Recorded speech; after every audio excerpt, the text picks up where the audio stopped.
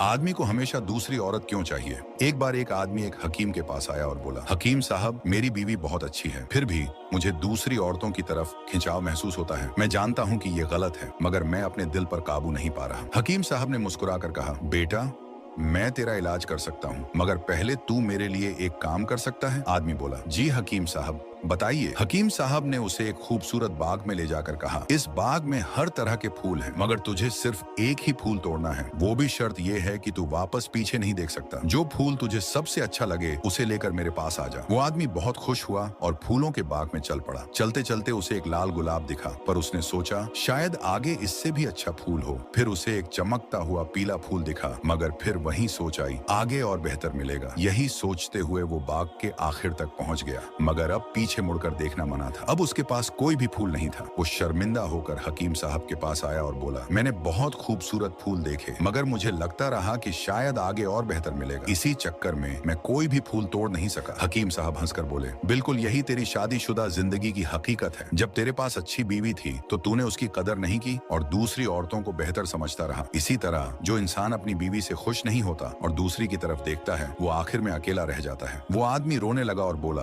अब मैं समझ गया हकीम साहब, काश मैंने शुरू में ही उस गुलाब को चुन लिया होता। अल्लाह ताला हमें अपनी बीवी और अपनी नियामतों की कद्र करने की तौफीक दे। आमीन।